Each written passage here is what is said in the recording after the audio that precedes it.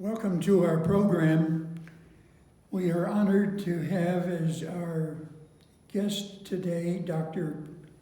Kenneth Quickle, who has 57 years in family medicine. Now you can go ahead and put your mask on. And then I'm going to ask you a question. Okay.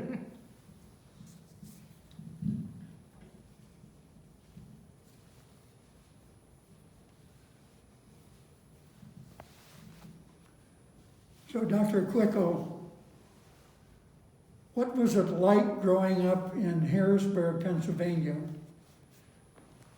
Well, Your family, brothers, sisters, school? well, we grew up in an idyllic little town that's across the river from Harrisburg, Pennsylvania. My parents are, my dad was a practicing cardiologist, solo practicing cardiologist. And we lived in a nice neighborhood. I have an older brother and a younger sister, and they're all alive. My folks have passed away some years ago, but it was a wonderful place to grow up. How about in high school? What was going on in high school in Harrisburg? Well, in high school, we were all going through the trials of growing up. And it was a good high school. It was a small class of 70, and of the 70, I think 8 or 9 of us went to Ivy League colleges. So it was a good high school. You grew up during the first part of World War II, though. Did that affect your life in any way? Well, it did, because my dad was in the Navy, and he was gone for part of the time. And we have had a couple of Navy waves, female naval officers living with us. And so, I grew up in a kind of a funny family. And after high school, you decided to go to Dartmouth. What motivated you to go there? Well, in those days, we were all pretty innocent. And I applied to Johns Hopkins undergraduate school, Yale, and Dartmouth, and I got in them all, amazingly. I just thought Dartmouth sounded like the neatest place to go. Now, you said your dad was a doctor. Did that motivate you? Say again? Did it motivate you to follow in his footsteps? It so did. to speak? I used to make house calls with him in the days when physicians actually made house calls. Once upon a time, you and I talked about the Pygmalion effect. You said you were familiar with that. I just wonder, did your dad's expectations affect you in the way that you lived up to it? Probably. We were all affected by our parents. And I thought the neatest thing in the world to do would be to take care of patients. And so that's what I did. I decided to become a doctor when I was about 6 years old. And that's what I did. Now, after Dartmouth, you went to Johns Hopkins. I went to Dartmouth, and after 3 years started in the medical school, at the Dartmouth Medical School. But in those days, Dartmouth Medical School was only a 2-year medical school. So you had to go someplace else for the last 2 years. And almost everybody went to Harvard, but I didn't want to be one of those twinks with a black umbrella. So I went to Johns Hopkins. And I enjoyed it. I loved medical school. I stayed there for a couple of years of training in internal medicine, not family medicine. And then spent a year of additional residency at Duke in North Carolina. And then I spent a couple of years at CDC chasing down epidemics. You spent 2 years with the CDC, is that right? Yes. And the pandemic that's going on today certainly has gotten your interest. What do you think about the way that Boutwell's has been handling? I think Boutwell's has done a terrific job of handling it. I mean, I know everybody's getting a little tired of it now, but I think, and in fact, this is the first time I've been in this building, the Mother House, since probably last March, and it's now, 8 months later, 9 months.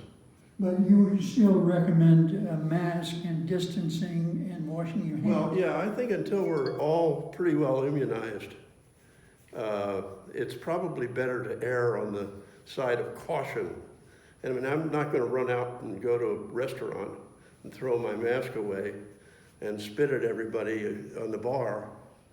I mean, it's just, I can stay home. Now, after you left Johns Hopkins, where did your career take you? Well, Johns Hopkins to Duke, Duke to CDC, and then back to Johns Hopkins for specialty training in endocrinology. And then I went to a large clinic in Pennsylvania called the Geisinger Clinic. And there I got into management. I went to the dark side. And ended up second in charge of the place. And the guy who was in charge and I decided that it was time for me to move along. And I actually came out here for 3 years and headed up the doctor group at what is now Regions. In St. Paul? In St. Paul, yes.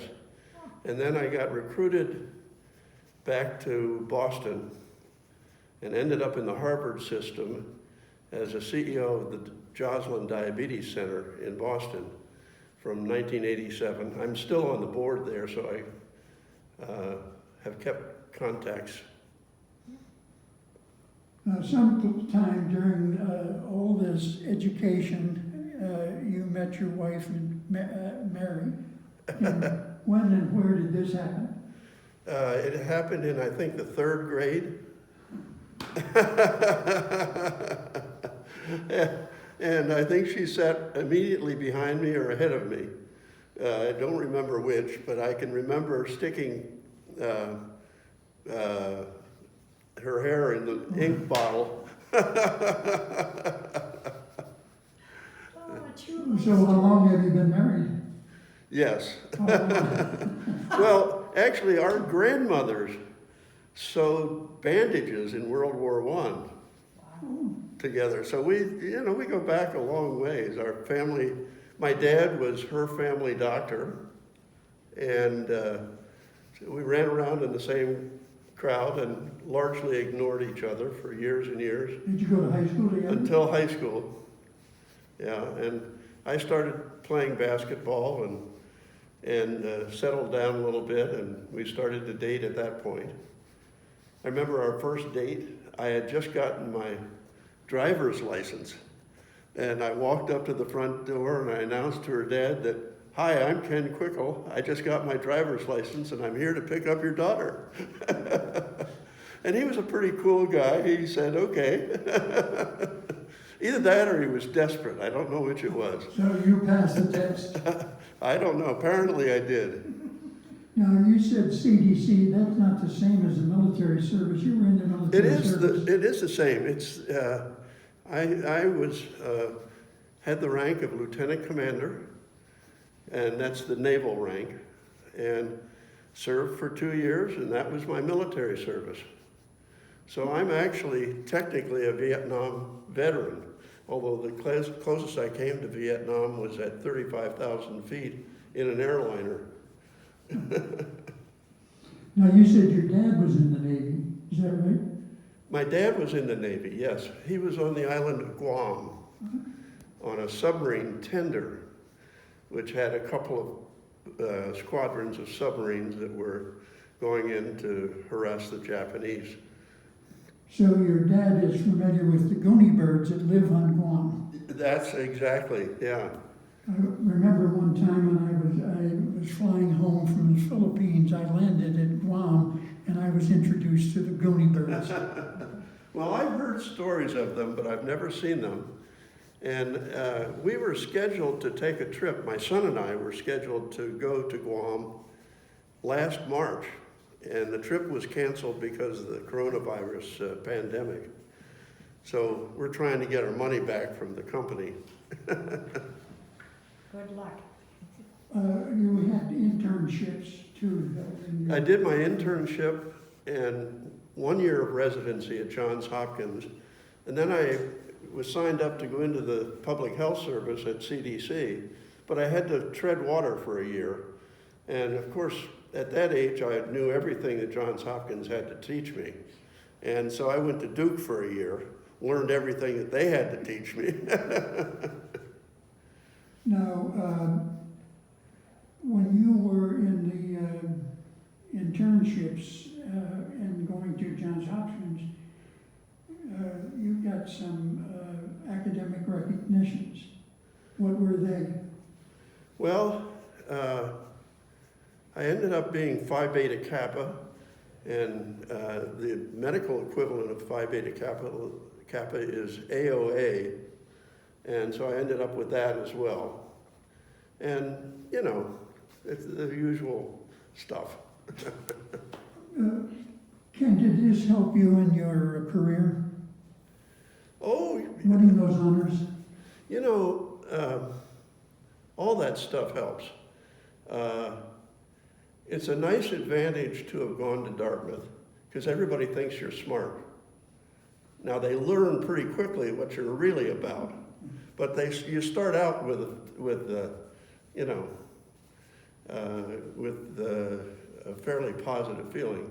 And the same is true of Phi Beta Kappa and AOA. Everybody thinks, oh boy, he must be pretty smart. And after about 6 months, that wears off, and everybody treats you like, you know, like a real person.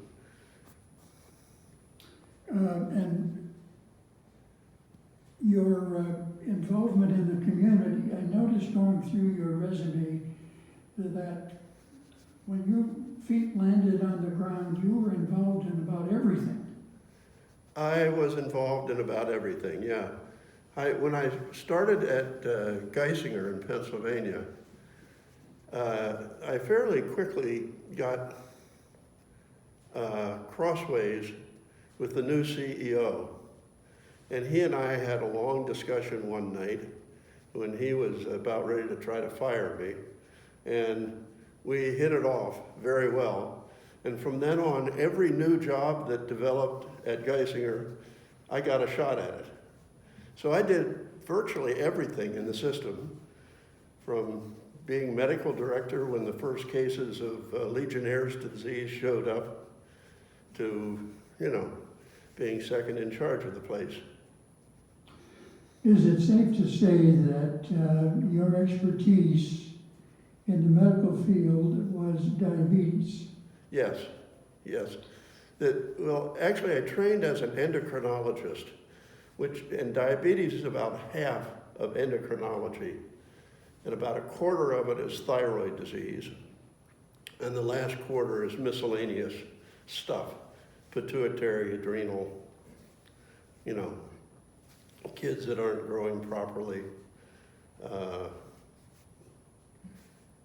So that's what that's what I trained in. But interestingly enough, my time at CDC made a great difference in what my thought was about how to have the most impact on the world around me. And I went from thinking that the essential endeavor of healthcare was an interaction between a doctor or a nurse and a patient, to thinking in public health terms, that if you could change the system, you could do a lot of good for a lot of people very easily. So I was a sitting duck to get dragged into management kinds of things. And when I got to Joslin in Boston, I got very active in the American Diabetes Association, and I was chairman of their Government Relations Committee. So I spent more time in Washington than is helpful. And then later I chaired their Research Advisory Committee, and that was at a time when we were starting a research foundation at the American Diabetes Association. And so I had a lot of good, interesting experiences. I noticed also in your resume, Ken, that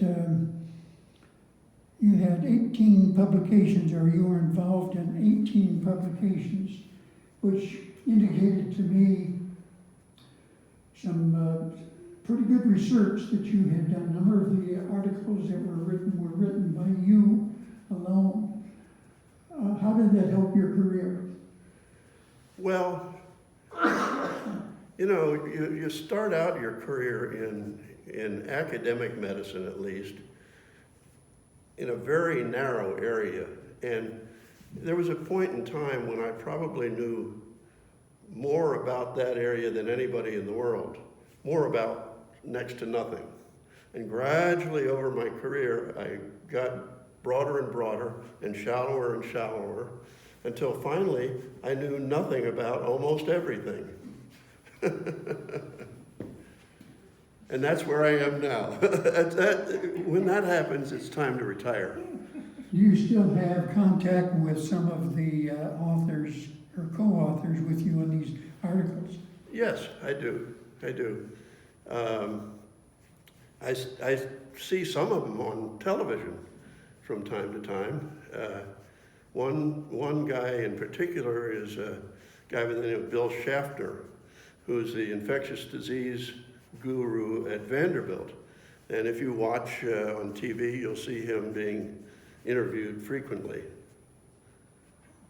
Now, you and Mary have 3 children. 3 kids.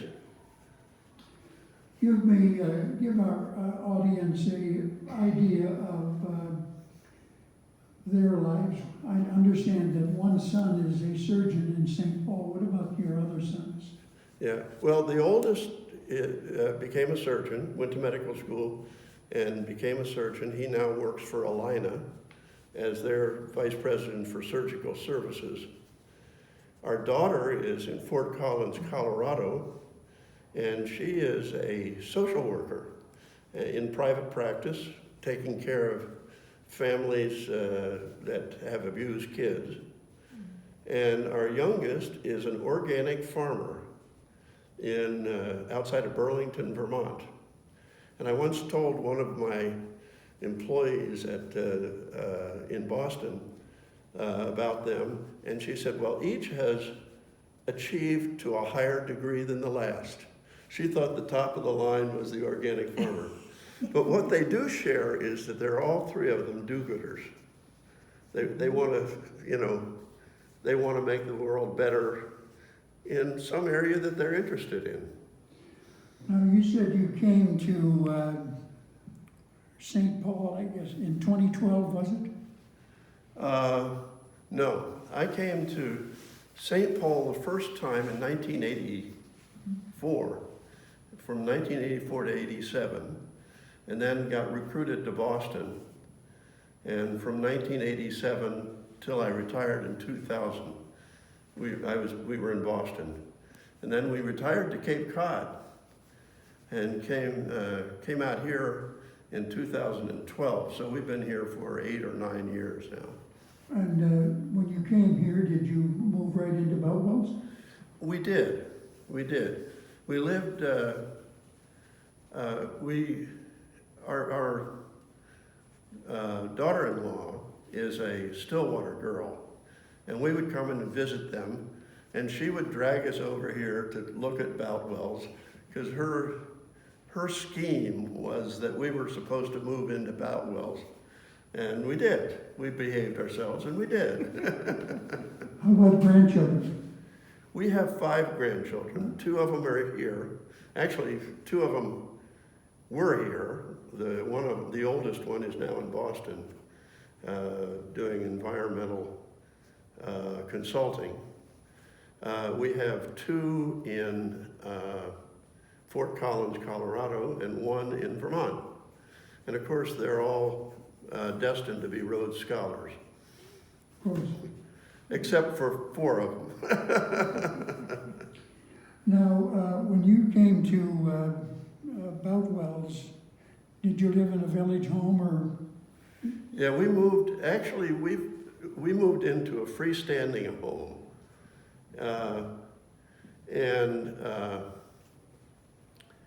We were scheduled to move to another freestanding home from day one. So we lived in the first one for maybe 2 or 3 months and didn't unpack anything, didn't hang any pictures, and moved into our current home and have been there since 2012. And I noticed that you were part of the education committee. Yes, yes. Now, I want to go back to the CDC. Your experiences with them, how does that compare with the way the CDC handled the pandemic that's present today? What are your comments on Yeah. Well, CDC was actually formed just following World War II, when it became apparent that public health was a big deal, and the federal government decided they needed to be involved. When I was there, when it was first formed, it was called the Communicable Disease Center for Infectious Diseases. And when I got there, it was still CDC, but now it was the Center for Disease Control, because they were broadening from infectious diseases to all kinds of diseases. For instance, they were studying the epidemiology of cancer. And the theory was if you could identify cancer clusters and study them carefully enough, you could figure out some of the causes of cancer. They have a big section on diabetes there now. And so they've expanded far beyond infectious diseases. When I was there, it was still mostly infectious diseases, however, and my job was in there, what was called the Hospital Infections Unit, and we were trying to stamp out hospital-acquired infections, which occur in about 5% of people who go into a hospital. And we were so successful that here, 40, 50 years later, about 5% of people still get infections when they go in the hospital. But now it's with bacteria that are resistant to the antibiotics. And it turns out that bacteria and viruses are constantly changing. And there's this constant battle between us and our technology and the bacteria or the viruses or whatever. And the bacteria and the viruses continuously mutate, and they figure out ways to get around the antibiotics. I mean, I'm surprised one hasn't figured out a way to get around the immunization for the coronavirus yet. And I'm fully expecting that that'll happen. And, you know, then your immunization won't be worth a plug nickel. Now, the existing pandemic, though, seems to have been directed by political decisions, not science decisions. Would you agree with that? In some places, the primary place being the White House, it has been pushed around for political reasons. I mean, the wearing of a mask itself became a political issue when the epidemiologist in chief in the White House decided that he wasn't going to wear a mask. And that has set us back a whole lot. Now, as we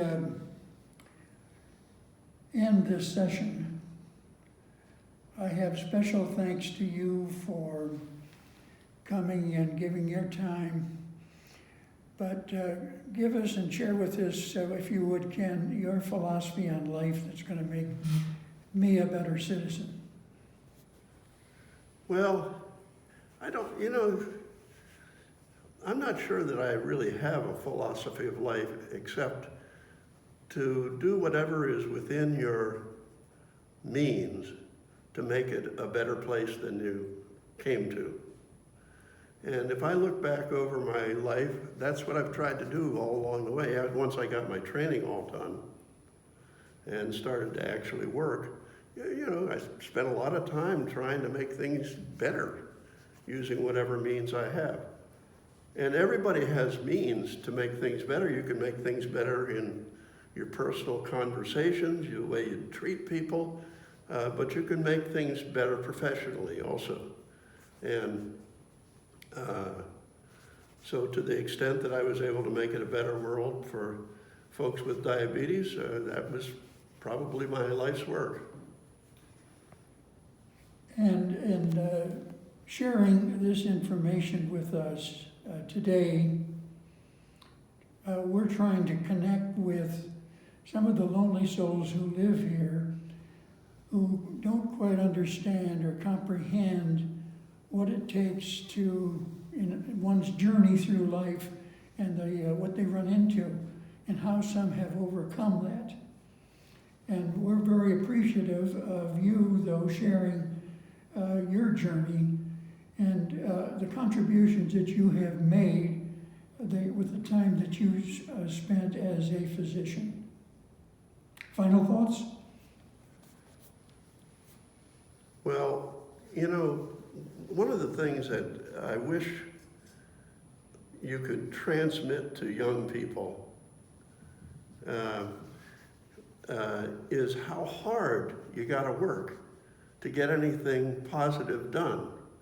I mean, it takes a lot of effort if you're gonna, be a good student and you're gonna get good grades and go to great places and get good jobs and get into a position where you can influence the world a little bit. That's hard work. And where I grew up, which was Pennsylvania Dutch country, there was a saying, too soon old and too late smart. And that's really kind of something that's hard to transmit to young people, how much hard work it takes if you're going to have some impact on the world beyond making a living. Thank you. Thank you, Ken. Okay. Thank you, Ken.